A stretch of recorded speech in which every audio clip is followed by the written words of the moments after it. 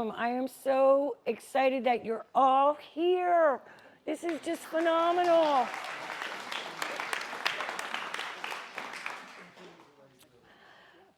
Hi, come on in. We're just getting started.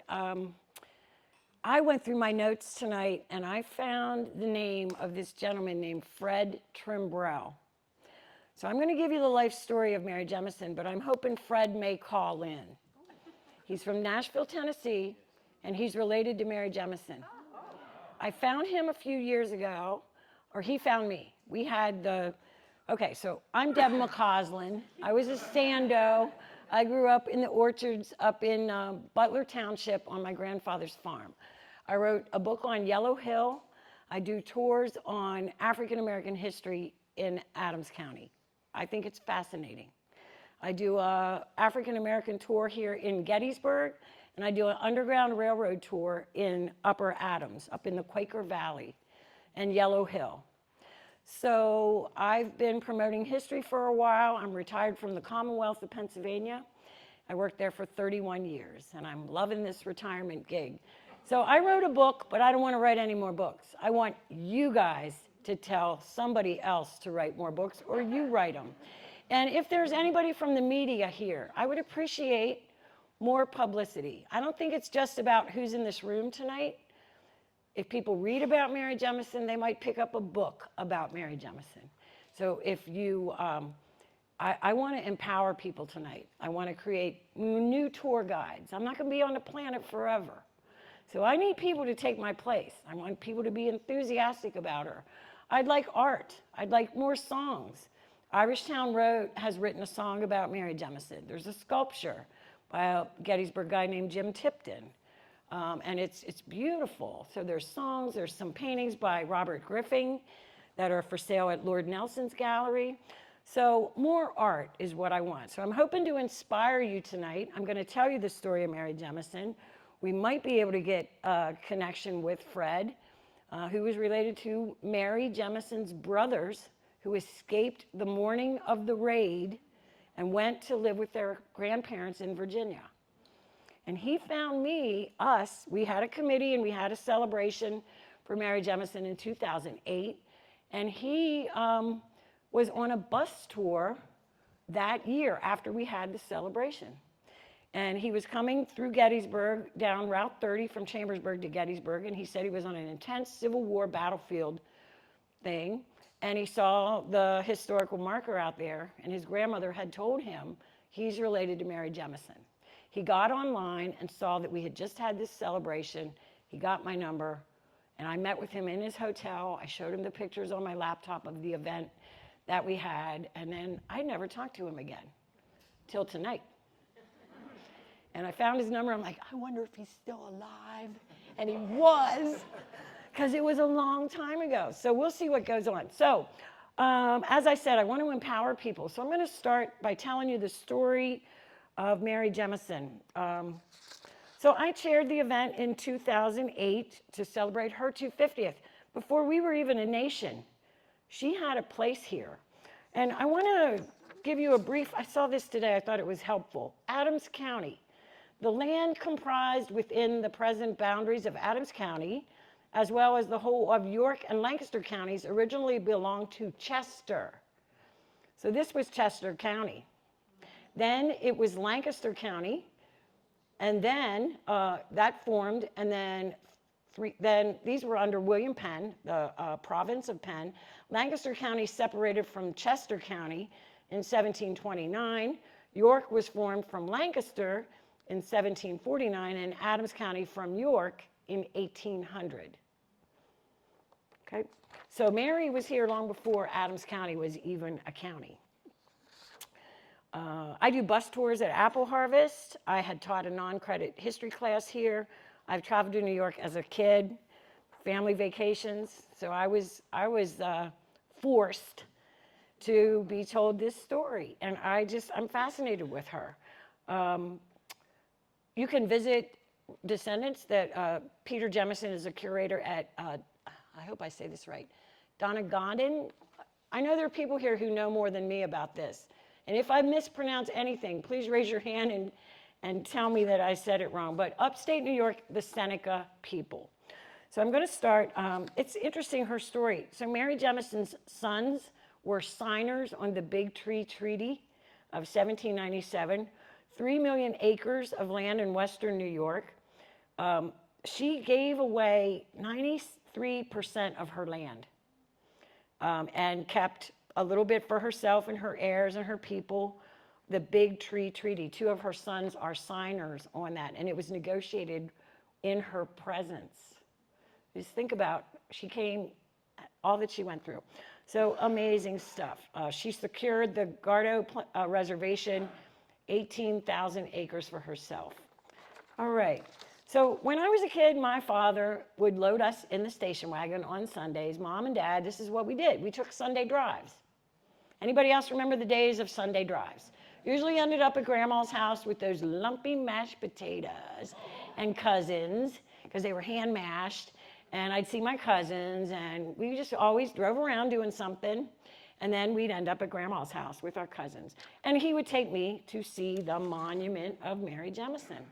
Now I'm going to talk heavily about this book. So there are several books over there about Mary Jemison. Most of them are fiction.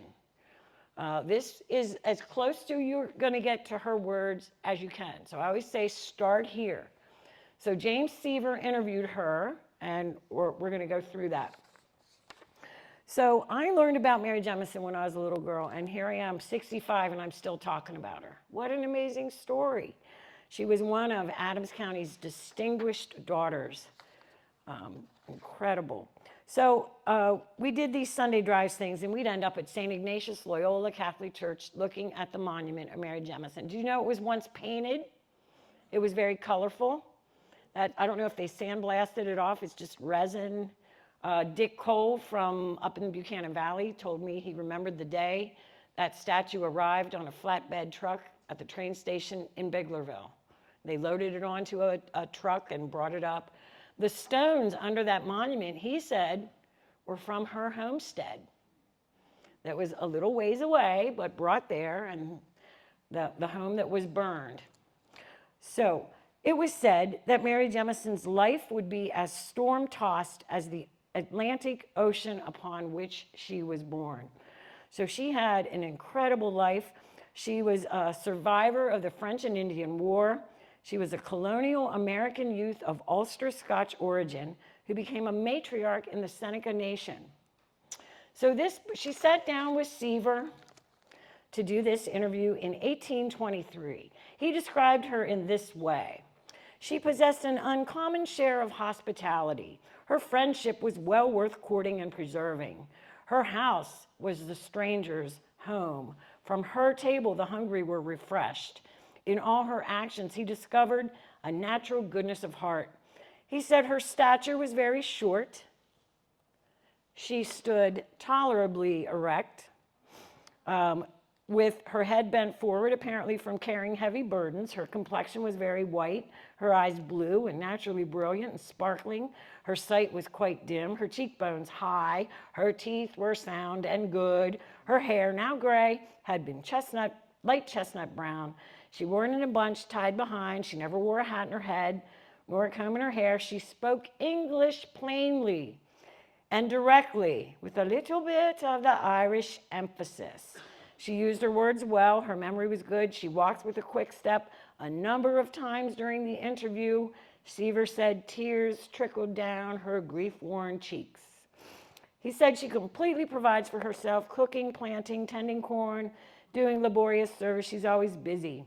She dressed in Indian fashion with a shirt, short gown, petticoat, stockings, moccasins. Now, in Seaver's book, there's 2 things that need to be corrected. The book that I had showed you, first of all, the spelling of their name. So we see here, Jemison. When they were in Adams County, their name was Jemison, like the whiskey. Jameson. Jemison, like the whiskey. I think Seaver changed her name. Sounded like this, or maybe it had been that way and he just spelled it like she had spelled it. I don't know. But it was Jemison when she was here, so I'll call that You know, in one century she was Jemison, in another century she's Jemison. Another mistake in this book is the year she was captured. She says she was captured in 1755. 1758. How do we know? There was a newspaper, thanks to Benjamin Franklin, Pennsylvania Gazette, and it was 1758, April of 1758. So the newspaper said, and I think I have a slide of this. So here is Mary. This is what she looked like during that time. And here's another. This is a photograph. And so she died in 33. And I'm like, was there photograph? Was there photography back then? There were glass plate images. I looked it up. I'm like, there were. And it says Mary Jemison of Portage. I think that was a town. Okay, so here's the Pennsylvania Gazette. So this is how we know. It wasn't 1755. It was 1758. And they spelled Jemison. Actually, my slide, there should be an I in Thomas Jemison's. Jemison is how, I have the Gazette right in front of me, is how it's actually spelled. I retyped that. So this is from the Gazette. 3 Indians were seen this day by 2 boys near Thomas Jemison's at the head of Marsh Creek.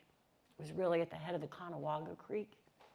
Upon which gave alarm when 6 men went to said Jemison's house, found there one Robert Buck killed and scalped, a horse killed that belonged to William Mann, a soldier at Carlisle. His wife and children had just come there to live with Jemison. This woman, her 3 children, Thomas Jemison, his wife, 5 or 6 children are all missing. The same day, a person from Shippingstown saw a number of Indians near that place and imagined they designed to attack it. This has thrown the country into great confusion. Great confusion. So again, difference in the name, so we're going to go with that.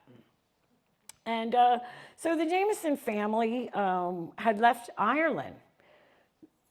And Jane Jemison had small children and was with child. And I say there's a thin line between brave and stupid. What was she doing? She had to go. My husband says we're going to America. And she went. And she had that baby during the ocean crossing. Not my first choice, where I would give birth to a child, but that is what happened. So Jane Irwin married Thomas Jemison. Her name became Jemison. Jane and Thomas and their 2 sons, John and Thomas, and daughter Betsy boarded a ship in 1843. Jane was with child. Upon the start of the journey, during that ocean crossing, Mary was born. So she is a citizen of where? No, she is not. She's a citizen of the port in which she left, Belfast, Ireland. So she's an Irish girl.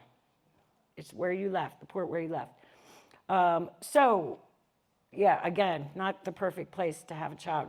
So Thomas Jemison arrived in America in Philadelphia. He was acquainted with agriculture. They were in Philadelphia, and he wanted to settle in and farm. So they settled in present-day Adams County, somewhere down around the Marsh Creek, part of the Marsh Creek settlement. And they lived there for about 12 years, and then they went up into the Pleasant Valley, which is today named the Buchanan Valley, for the almost worst president in the history of the United States. And I think it should be named Jemison Valley. It used to be the Pleasant Valley. So we're just going to put that out there right now. So Thomas Jemison, he settled his family here. Thomas and Jane were either born in Scotland or Ireland, but they were brought up in Ireland. Of their happiness in their home, she often heard them speak.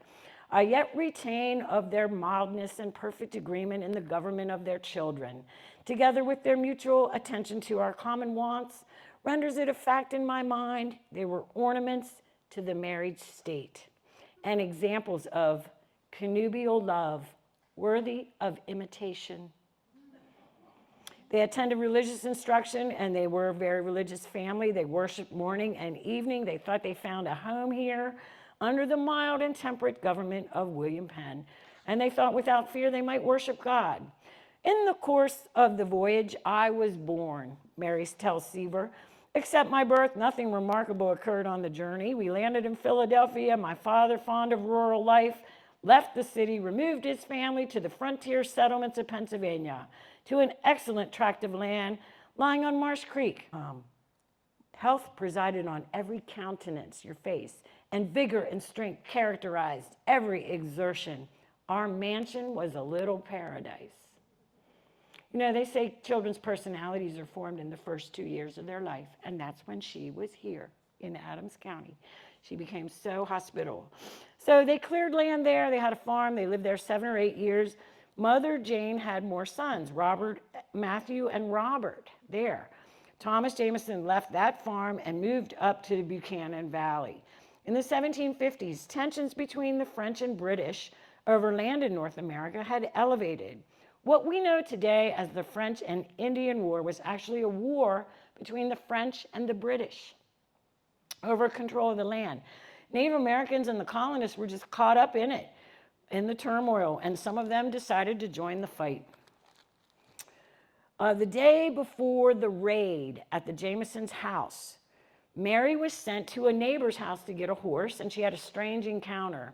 She said she was bringing this horse back, and said a big white sheet appeared in front of her. She was caught in it and deprived of her senses. They found her lifeless on the ground. The neighbors did. They tried to revive her to no avail. At daybreak, she returned to good health. She thought this was a forerunner of the upcoming catastrophe. The next day, she returned home with the horse, and Mary describes the early morning raid in this way. This is right out of Seaver's book. Our family, as usual, was busily employed about their common business. Father was shaving an axe helve at the side of the house. Mother was making preparation for breakfast, and my 2 eldest brothers were at work near the barn. The little ones, with myself and the woman with the 3 children, were in the house. Breakfast was not yet ready when we were alarmed by the discharge of a number of guns that seemed to be near. Mother and the woman before mentioned almost fainted at the report, and everyone trembled with fear. On opening the door, the man and horse lay dead near the house, having just been shot by the Indians. They first secured my father, then rushed in the house and made prisoners of my mother, my 2 younger brothers, my sister, the woman and her 3 children, and myself, and then commenced plundering the house. The party that took us consisted of 4 Frenchmen and 6 Shawnee Indians. They took what they considered most valuable, consisting principally of bread, meal, and meat. Having as much as they could carry, they set out with their prisoners in great haste for fear of detection, and soon entered the woods. So this is a depiction by Robert Griffin of the morning, the raid. See the homestead way back there in the back, in the distance? And this lady here in the front is supposedly Mary. Now, if she was 16, she looks just a little older than that to me. And that's her mother, about the 4th one back, little brothers being dragged along there. So that's the family being taken. And that's, Robert Griffin works with reenactors who have studied the dress and garb and customs of these different tribes. So hopefully that's a pretty good depiction. So the captives were taken west by the Shawnee and Frenchmen. They were made to move quickly all day long. They whipped the children to make them keep up. When the children cried for water, they were made to drink urine. They camped at night with no shelter, made no fire for fear of detection. They were fed once a day. The father would not speak. Mary's father, she said he did not speak only once to identify a fort that they had walked by. He was completely absorbed in melancholy because he didn't keep his family safe. Families were doubling up with other families. Like if the Colemans are over here with us, we'll fight those Indians.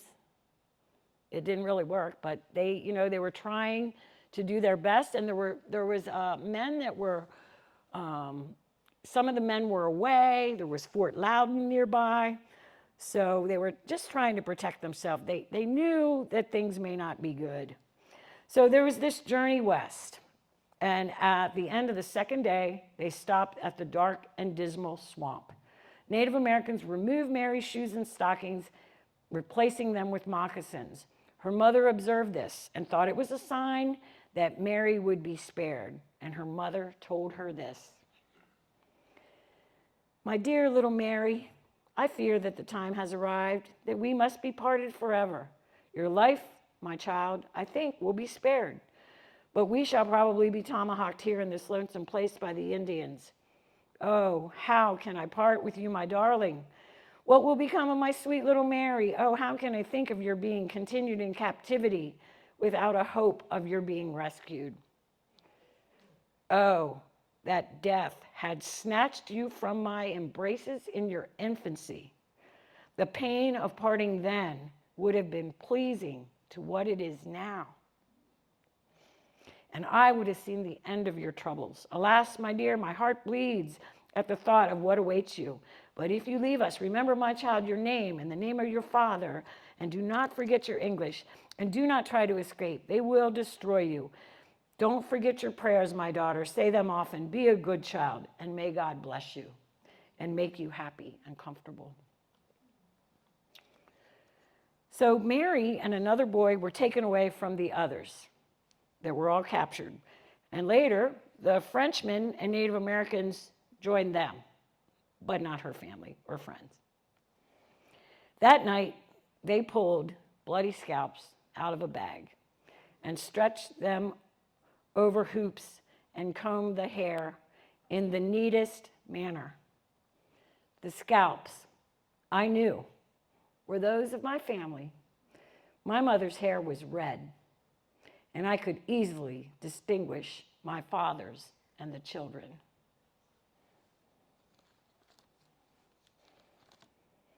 In the course of the night, she was made to understand that they would not have been killed if they wouldn't have been pursued. Mary describes her feelings at that time. It is impossible for anyone to form a correct idea of what my feelings were at the sight of those savages whom I had supposed had murdered my family and brothers and sisters and friends and left them in the swamp to be devoured by wild beasts. But what could I do?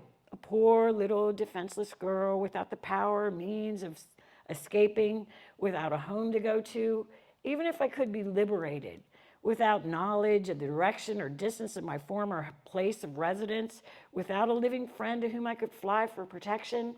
I felt a kind of horror, dread, anxiety that to me seemed insupportable. I durst not cry. I durst not complain, and to inquire of them the fate of my friends was beyond my ability. I couldn't speak their language, and they couldn't speak mine. My only relief was in silent sobs. Ugh.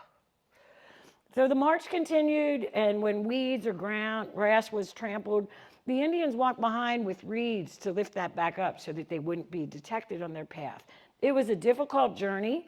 They slept with no shelter. And she talks about that. The weather was extremely uncomfortable. This was April 13th, right about this time of year. The weather was extremely uncomfortable from the continued falling of rain and snow. At night, the snow fell fast, and the Indians built a shelter of boughs and a fire where we rested tolerably dry through that and 2 succeeding nights. When we stopped and before the fire was kindled, I was so much fatigued from running and so far benumbed by the wet and cold that I expected I must fail and die before I could get warm and comfortable. The fire, however, soon restored my circulation, and after I had taken my supper, I felt that I had rested well through the night.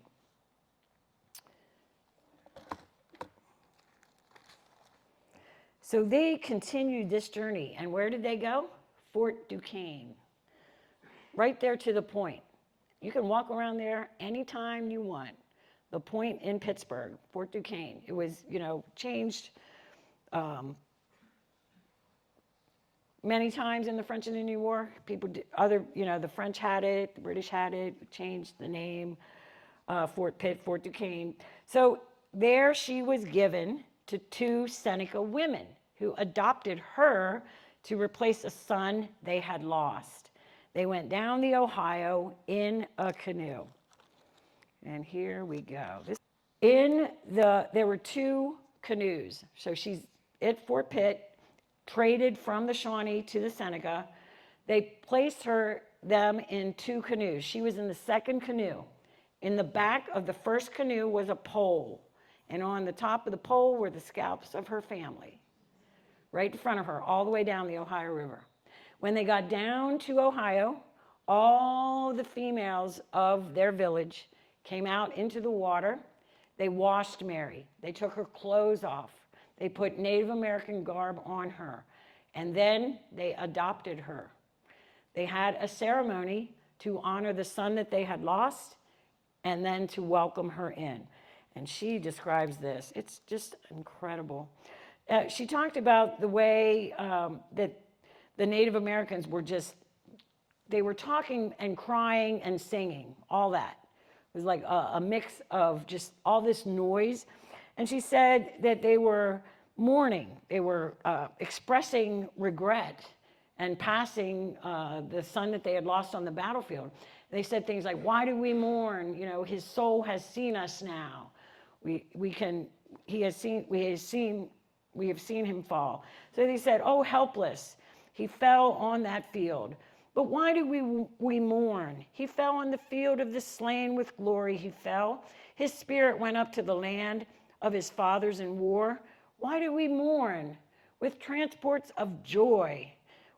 They received him, they fed him, they clothed him, they welcomed him. Oh, friends, he's happy. Dry up your tears. His spirit has seen our distress. He sent us a helper with whom we have great pleasure to meet. Decawamis has come. Let us receive her with joy. She's handsome and pleasant. She's our sister. Gladly we welcome her. In place of our brother, she stands in our tribe. And we will care for her. We will guard her from trouble. May she be happy until her spirit shall leave us. So she quickly learns Native American language. She's forbidden to speak English. She says her sisters treated her with kindness. She said she felt like they were her own sisters. And one day then they told her that you need to go live with this man, Sheninjee. I'll spell it because I don't know if I'm saying it right. Sheninjee. And they were married. She grew to love him. He treated her with gentleness. Within 2 or 3 years, she bore a child who died on the second day, a little girl. He was absent during this time, and she became very ill. Her health was bad, and but it was restored. Shinji returned. He was a large man, large in stature, noble, elegant in appearance, generous in conduct, courageous in war, a friend in peace, and a great lover of justice. Later, a son was born, and she named him Thomas for her lamented father. After 4 years with the Native Americans, her anxiety to leave them subsided. She said, "With them was my home, my family and friends to whom I was warmly attached, in consideration of the favors, affection, and friendship which they uniformly treated me from the time of my adoption." This is the adoption by Robert Griffin. So they brought her in a longhouse. They're combing her hair. They're getting to know her. And this is Robert Griffin's interpretation of that moment. She said she preferred Native American women's lives as opposed to the white. She preferred Native American women's lives as opposed to the white. With her 9-month-old child on her back, she traveled north to the Seneca Village, New York, near the Genesee River. Her husband was to join her, but he never did. He left to go hunt, and he got sick and died, and he never joined her. So here she is. She's 19 years old. Her husband's dead. She had a child that died, and she's got this Thomas, this little boy, on her back, and no husband. But she is taken care of. So, her husband was to join her, but he never did. And she learned he died of sickness. So now, let's see. This is a little bit more about being in the fort. I was left alone in the fort, deprived of my former companions and everything that was near and dear to me. It wasn't long before I, in some measure, was relieved by the appearance of two pleasant-looking squaws of the Seneca tribe who came and examined me attentively for a short time and then went out. After a few minutes' absence, they returned with my former masters, who then decided to dispose of me as they pleased. The Indians whom I was taken were a party of Shawnee, and we lived down a long distance down the Ohio. And she describes the canoes that they were in. She also said, we arrived at the small Seneca Indian town at the mouth of the small river, and the Indians called Shenanjee, where the two squaws whom I belonged resided. We landed there, the Indians went on. That's the last I ever saw of them. And they made it to shore. They put all that Indian clothing on her, dressed her completely in Indian garb. Now, she had opportunities to return to the white world, two of them. Colonel Bouquet was a Frenchman, but working for the Continental Army and trying to reunite these captives with their families. There's great stories about this. They reunited a bunch of families with the captives that he rounded up, and sometimes these captives didn't want to leave. In Mary's case, she did not want to leave her Native American family.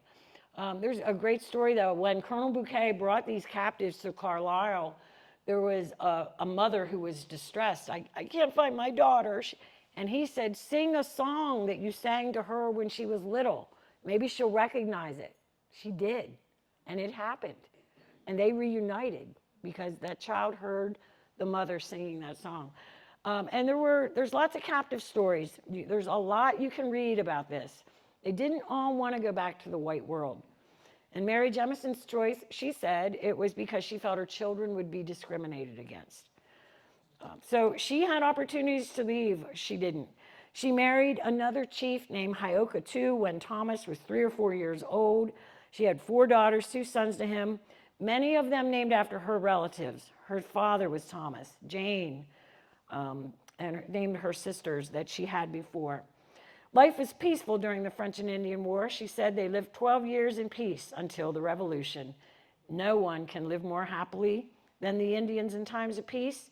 Their lives were a continual round of pleasure and their wants were few.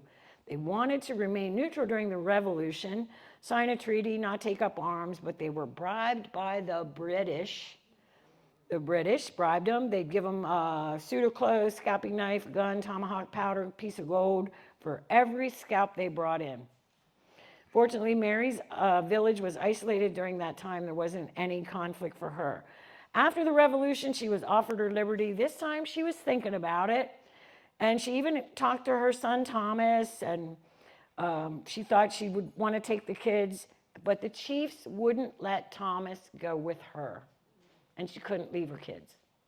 So she decided, and she actually hid from somebody who was trying to round her up and take her back.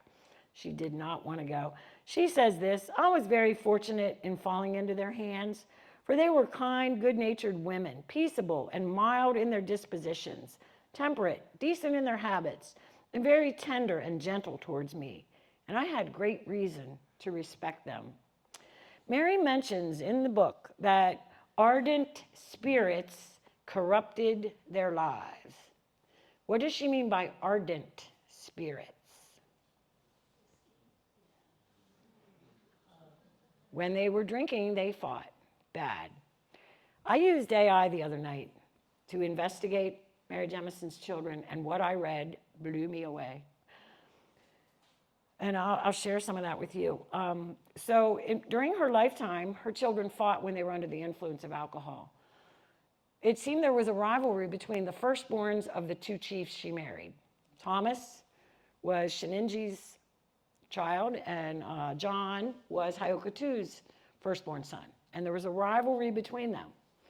John killed Thomas the same year after Hyoka II died. I think it was 1811. And then I think 2 years later, he killed brother Jesse. And then 2 other guys killed John. Mary saw 3 of her children die. She also saw that baby. She lost that baby early in her marriage. And she also had a daughter, Polly, that died young. She didn't live a long life. But she did have 2 other daughters who married men by the last name of Green. We're going to get to that. So I tell people to take the Mary Jemison journey. This is Letchworth State Park. How many of you have been there? Hey, that's pretty good, but we need a lot more hands going up next time I do this talk. So you need to plan your vacation. I know somebody going to New York soon. You're going to go up to check out Letchworth. Another good reason why you should go to Letchworth, not just to see her, the cabin replica that she built for her daughter, Nancy.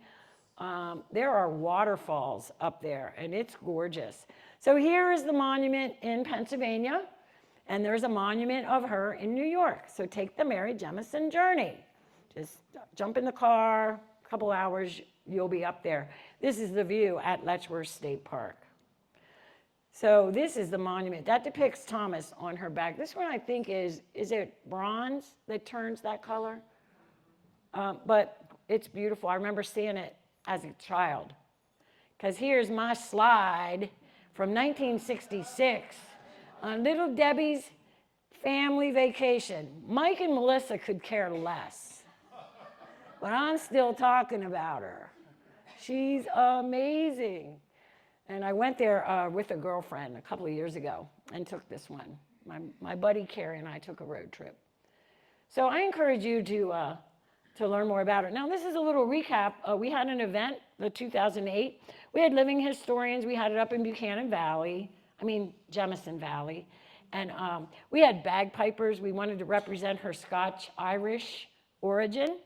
So that's what started the day. Alan Jemison came down from New York. And first words were in Seneca that were spoken that day. How many of you were at the celebration in 2008? 3, 4. Okay.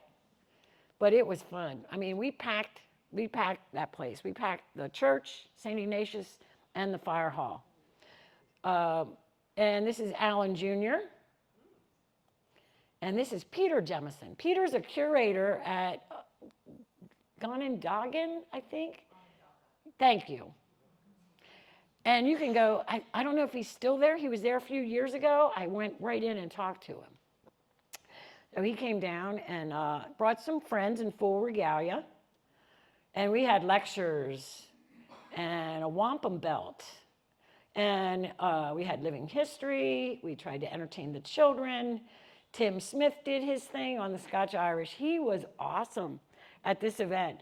If any of you have heard about the hand of Irish, what you see a hand on graves, on tombstones, he talks about that there was this quest to get land, and this one Irishman cut his hand off and threw it over on the land to claim the land. So Tim was great. Tom Jolin was doing some clogging dance from the day. We had kids events. We had a powwow. We had Native American dance. It was really fun. Nothing wakes you up early on an April morning when you see a man, a 70-year-old man in a loincloth walking in. But it was really fun. We had a great time.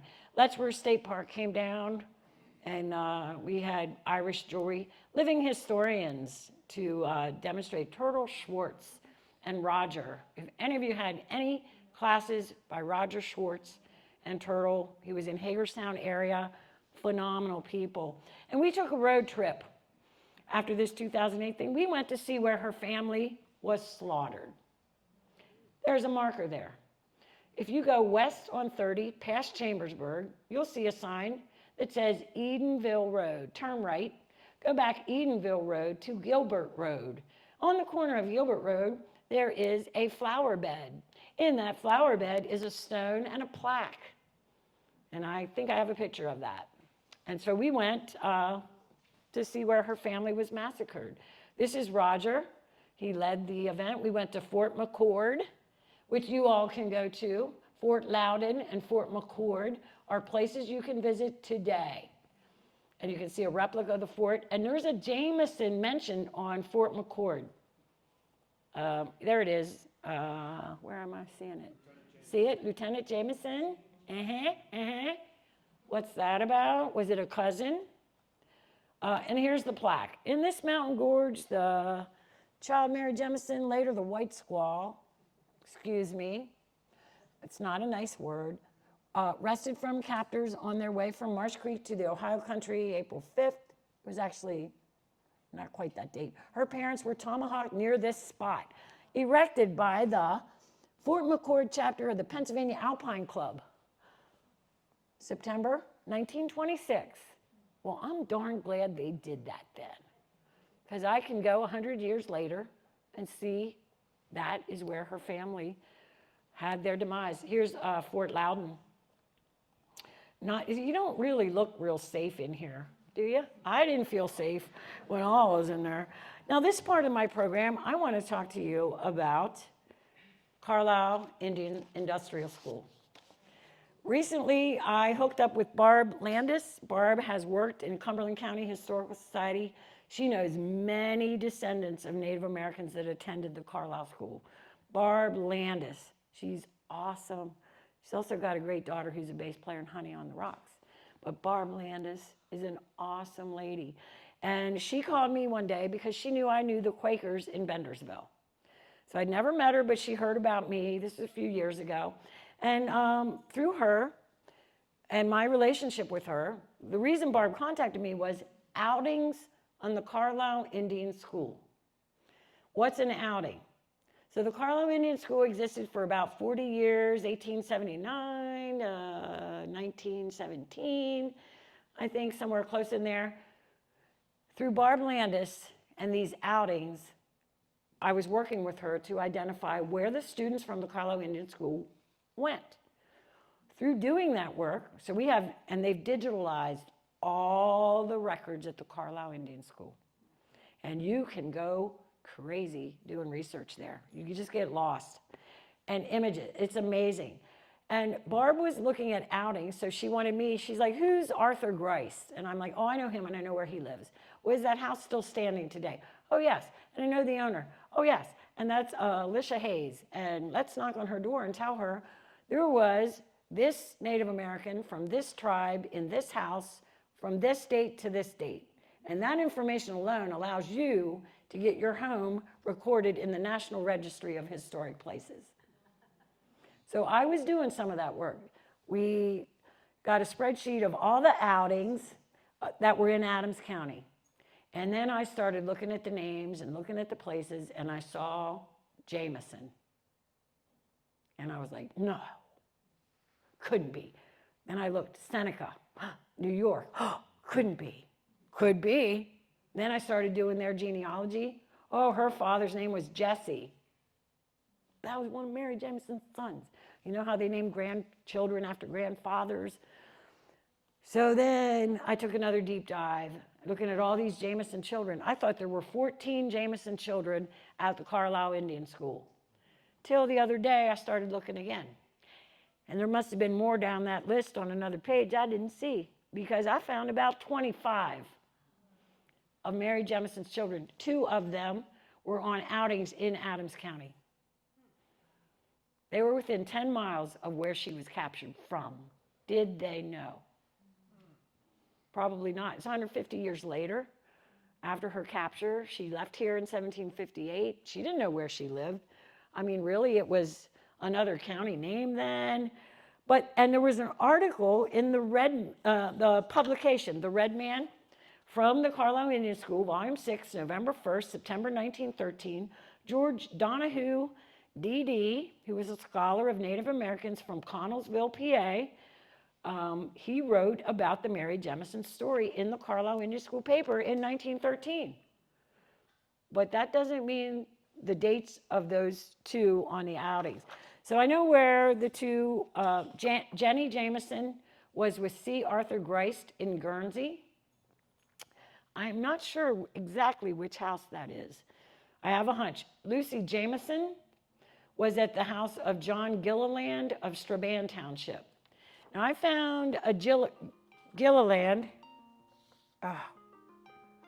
Oh, sorry, that's not the guy I wanted it to be. I was hoping it was Fred. So, Gilliland, Strabane Township. I found them on the 1872 map on the Good Intent Road. So I don't know if that's where Lucy was from 1902 to 1903. But it is fascinating, these outings and where they went.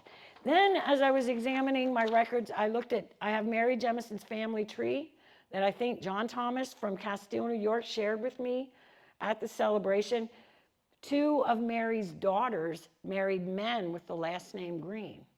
So I go on to Carlisle Digital Resource Center and I put the last name Green and I got a bunch of hits. And then I started looking at every entry. Now that person was Green, but they were Sioux. They were Cherokee, not them. And then Seneca. Seneca. I found 5 more. Seneca, New York, named Green. They were Mary's descendants. I'm almost sure. Somebody needs to do this research and write this book about this. PhDs, do your dissertation. I've got so much I want to see happen for Mary Jemison. So these outings and learning about them. So I'd love a committee to find all this. Oh, I'm so sorry, Guy. I really would love to talk to Fred. So we know her children 150 years later were very near where she had been captured from. And so I could talk a whole lot about those outings, but we're gonna get rolling here and wrap things up. So I would like to see some next steps for Mary Jemison. If I had my way and I could get everything I wanted, this is what I would want. More stuff done to commemorate her. Name something after her. A municipal building, a road, a creek. A little boy in Biglerville named a little tributary after Kitty Payne. And he did all the stuff through the registration. It took him a while, and it was quite a process, but he did that. A little boy from Biglerville, a young man from Biglerville did this. So I'm putting it out there. A memorial park, the Mary Jemison Memorial Park, a pavilion, a building, a road, a creek. You should do as I asked, take that field trip, go to Fort McCord, Fort Loudon, go up to Letchworth State Park, do your own research, draw a picture. Like, wasn't that artwork great to see what the adoption would have looked like? You know, so think about a scene of Mary Jemison's life and paint that picture. How about a mural somewhere? Wouldn't that be a great idea? We need more. Draw a picture, write a song, paint a mural. Write more books about her. There's a bunch over there that I have. Most are fiction. Everybody should read Seaver's account, her real words. I mean, there's some in there that's really gory. I mean, I had a hard time reading it. Some of the things that were in there, like torture that would be imposed on some of their victims. It's as close as you will get to her words. And I want to empower people to be more tour guides. So I've got lots of stuff I know, and it's in my head and in my notes, but I'd like it to go somewhere else. So I've got the names and phone numbers of the Jemisons over there. Fred Trimbrell, I think I'm going to just call him and see if I can get him to talk to us. And I would like to hear from you. So maybe we'll get a little bit of time to be able to do that. And let's just see what happens if I call Fred. So as I said, Fred contacted me, and I'd love for you to hear what he thinks is his relationship to Mary Jemison.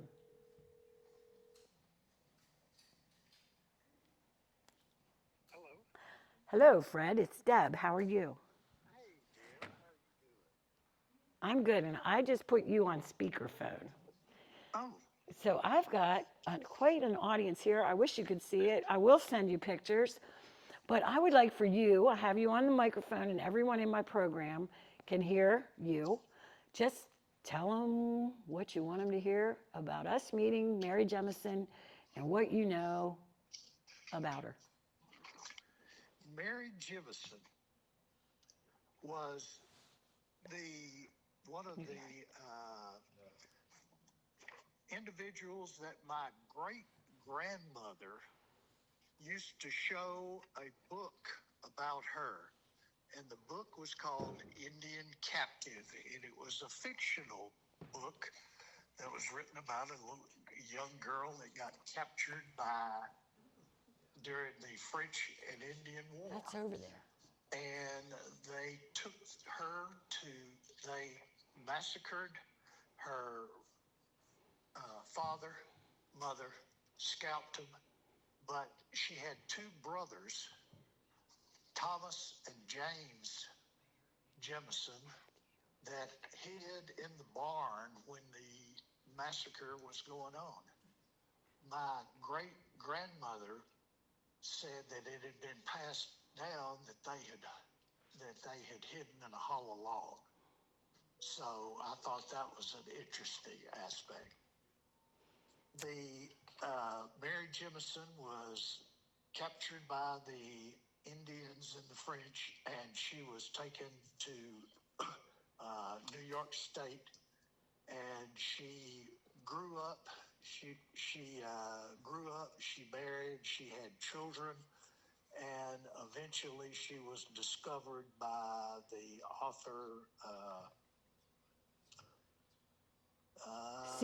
James Seaver. James Seaver, yes.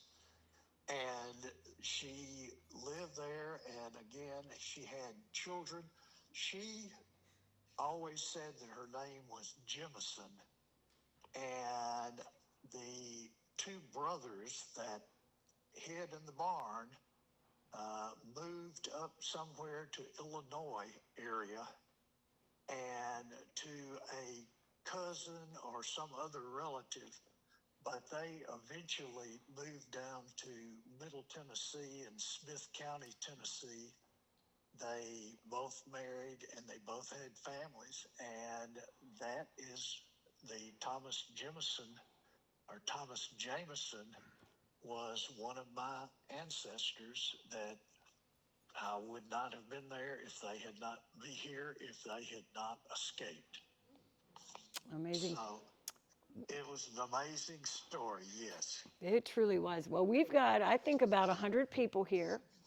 We filled up every seat, and so there is a real quest to learn more about her here. We're celebrating the 250th here, and I found, Fred, I don't think you know this, I found 30 of her descendants attended Carlisle Indian School near here. 2 of her descendants were in Adams County, living in homes with families here, sometime between 1879 and 1917, and living with Adams County families, 2 of them, Jenny and Lucy.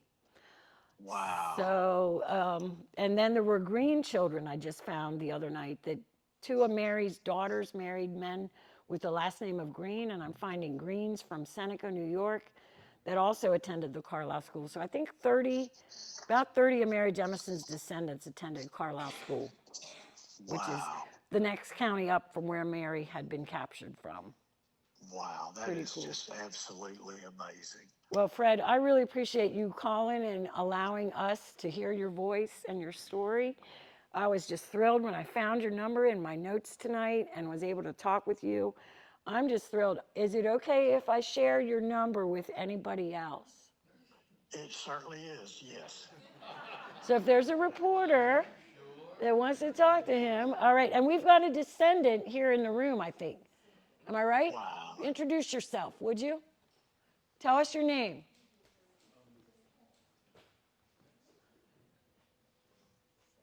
He's on his way to the microphone. Here, I can come to you. All right. Tell us who you are. My name is Gordon Frank. My descendant, I'm a 6th descendant of Mary directly. Wow, that is absolutely amazing. My father, Richard Frank, grew up on the Allegheny Seneca Indian Reservation.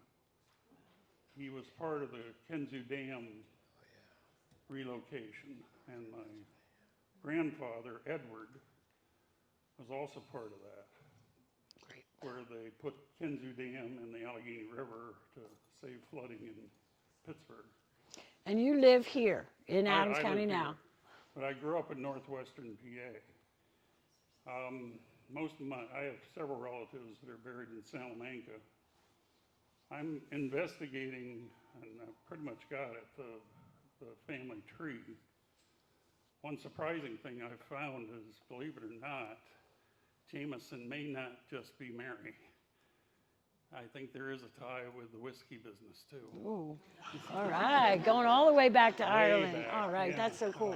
Listen, Fred, I'm gonna let Gordon talk a little more, and we're gonna all say goodbye, Fred. Thanks for calling. Thanks, Fred.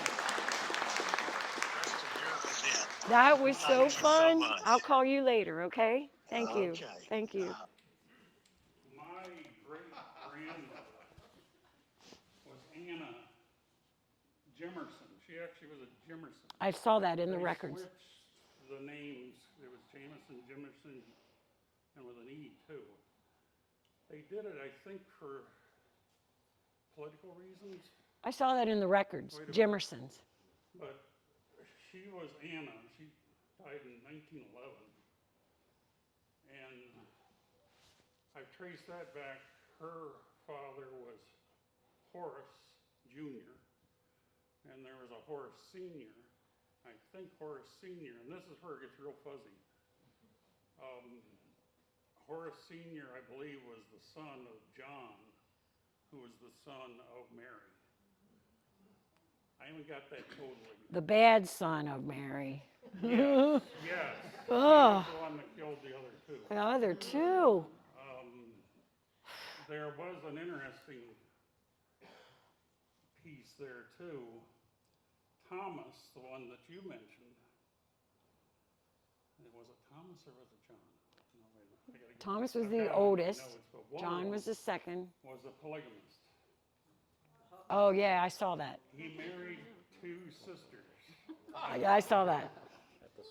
at the same time. And It's so good, I had to share it. And it's interesting because they also named their kids all the same names. There's several Pollys, there's several Janes, Yep. there's several Thomases, there's several John's, And Jesse's. when you're doing genealogy, that gets You got to nail their birth year, name and birth you year. start saying which one's which. You know, Yeah, you it's start going crazy. around. It's crazy. There's also a person that's come up with the last, and I think they're Indian, Sundown. I don't know the first name, but there's a last name, Sundown. They may be in between there someplace, Great. but, and that was a male name, by the way. Yeah, I'm doing a lot of research here. I'm planning to go up to Salamanca and I forget how you pronounce it. This lady here mentioned it. How do you? Onondaga. Onondaga. County, it's near Syracuse. If you've never been to Salamanca, New York, the Onondaga Seneca Museum is worth a stop. And I got to tell you a story about that too. We went up there and went through the museum, and lacrosse started up there, so there's a whole display on lacrosse. Now we came around this corner, and there was this whole display on the Kinzoo situation that happened when they relocated that whole tribe, or that whole reservation. And I went over to the bulletin board there that had the display, and I looked down, there were pictures. And only I would know this because I was around 5 when I had visited for Thanksgiving at the reservation. There was my grandfather's house. There was my Uncle Bob's house. There was my cousin Sally's house on the display. And they also had where they were located under the water, Oh, which how was very sad. interesting too. That's so sad. So if you get a chance, go up to that museum. It's a very nice museum. And Great. if you want to see the origins of lacrosse, lacrosse is real big here. That's a real good museum, but Well, thank very, you. very nice. Thank you so much. And he'll be here later if you want to ask him some questions. All right. All right. There was another raid in Adams County a week later. The Bard family, Catherine and Richard Bard, Virginia Mills, Mount Hope Road. Didn't you ever hear about this? Oh my gosh. Oh, Richard and Catherine Bard. Oh, an incredible story. There's no kids here, so I can tell you what happened. It was another dawn raid a week later And they grabbed their baby, tomahawked it in the chest, and threw it against a tree right in front of them, dead. And marched them west, painted his face half red, half black, I think, to decide whether he was going to live or die. One night he said to his wife, "You distract them." They were carrying on by the fire with her undergarments. So he's like, "Yeah, do that some more. And I'm going to go away and tell them I went to the spring to get water. And I'm going to try to get away and coming back and rescue you." That's what he did. Hid in a hollow log. They looked for him, but they didn't find him. Crawled on his hands and knees, trailed them for a long time. His shoes wore out. His feet were so sore, he had to crawl like G.I. Joe. He said he ate snakes to subside. And I have the big, long poem he wrote, and I'm only going to give you a little part of it. It's incredible.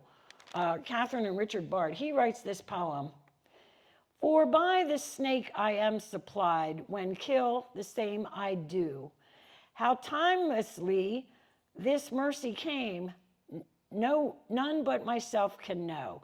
This rattlesnake, both flesh and bone, all but the head I eat, and although 'twas raw, it seemed to me an exceedingly pleasant meal. No, I'm sorry, he said meat. Exceedingly pleasant meat, rhymes with eat. That's the poem. That's only the part about him eating the snake. You should read this poem. So they are buried in Franklin County. We talked about this at the event in 2008. They're buried in Franklin County. They did survive. He got her away. She was adopted by some natives. She even had a brother. The Native American brother of Catherine Bard came to see the Bards in Franklin County after all this. And he got into a bar fight and got wounded while he was hanging out with them. They nursed him back to health. Then he went back to his village and they killed him because he went to live with the white. I mean, this was the frontier. It's so hard to think about what it was like, but we are literally on the backs of these people. These settlers, and the Jemison family were squatters. They moved in somebody's house that had been vacated by another family. What's that tell you? So they didn't own their home that they were taken from. I believe exactly where her homestead was. I know the name owner of the property today, and if anybody wants to know that, I'll be happy to share that with you. There's no way for you to see the site where her family had lived. It is Strathmire Christmas tree farmland, and Laurel Fish Club has the rights to the creek up there, and they have no trespassing signs everywhere because they stock it, and they think they own the water in the Narrows. And I've been in the water at the Narrows when they've chased us out. A friend of mine lived at the house on the fairgrounds and was having a party one day. We're with the kids catching crawdads, and we were told to get out of the creek, it's theirs. And they said they were going to call the police if we didn't. So the Laurel Fish Club, it's a bunch of well-to-do men, one woman from York area. I actually spoke about Mary Jemison to one of their meetings, and they were telling me how they don't want anybody up there. And I was thinking, boy, I bet my brother would like to know about that, because he always wanted to know where the fish were stocked. And then I was thinking, it could have been my brother who was up there, for all I know. But an amazing story. So the French and Indian War, when this was the frontier. Any questions? So we've got to be out of this room at 8 o'clock. And I want to hear a little bit from you. So now's your chance. Kate. Deb, who were the members of her family that survived? Okay, I think I know. I got it right here. That John Thomas from Castile, New York, came down here and he gave me Mary Jemison's family tree. And I just told you Thomas was killed by John. Jesse was killed by John. But how about her brothers? Oh. Did any of Mary's brothers survive? Oh, there's two in the barn that Fred was related to. Okay, thank you. And they went I was to confused. Illinois. But it shows you that who really survived are two daughters that married those Greens. and they had, And those were Mary's daughters. but I'm not saying the other boys didn't have kids too, because like you said, 2 wives. But of her brothers and sisters and her mother and father. They were supposedly all killed, but we found Betsy somewhere. Okay, Supposedly Betsy was killed in that morning raid. I found her in the census. okay. Was she traded captive? Was she given to somebody like Mary was, and she got back? Was it the same one? There's so many mysteries about this. Yeah. You mentioned a dismal swamp Oh. west of here. That's Gilbert Road. Gilbert Road. Franklin County. Go west past Chambersburg. Go west past Chambersburg. Turn right on Edenville Road. Eden. Think of Steinbeck, east of Eden. Edenville Road. Go back there till Gilbert Road. Stop. Right there's the stone with the plaque that her family was tomahawked there. So they marched from here, Buchanan Valley, over to there, 1 or 2 days. And that's the dismal swamp. That's the at Dismal Swamp, Gilbert. Gilbert Road. Thank you. Where exactly there, I don't know. And I know we've got enthusiasts here, and I want you to share what you know with other people, and that something comes out of this evening, something much greater, something better. Any other comments, questions? Did I see up here? Yeah, so we have 2. Okay. Did they give her an Indian name? Decawamis means 2 voices falling. Like she colonists, but we want her to be Native American. 2 voices falling. Say it again. 2 No, voices. say the name. Degawamis. This is all in her narrative. Oh, perfect. And then did she stay in New York, but her kids came back to Adams County? No, her kids, her descendants attended Carlisle Indian School, like maybe great-grandchildren. It was 150 years later, however many generations that was. Yeah, when I was studying these outings with Barb, I saw this Jemison, and I was like, oh, Okay. but it was Jemison, and I was like, oh my gosh, could it be hers? And then I started, like, who was this little student's parents? And I'm like, Jesse. But then I was like, that's just too big of a coincidence. But there were other Mary Jemisons, like born in Ireland. So it's like, not her, not her, not her. So genealogical research can be tricky, but man, there's so much fun, so many fun things out there to learn. And this has the names of their native. You should check out that Big Tree Treaty. Check it on Wikipedia, go right now. And I want y'all to research Carlisle Indian School Digital Resource Center. Go see a picture of Jacob Jemison on the football team in 1892. He did not, we checked this out. We're like, did he play with Jim Thorpe? No, that was later. Yeah.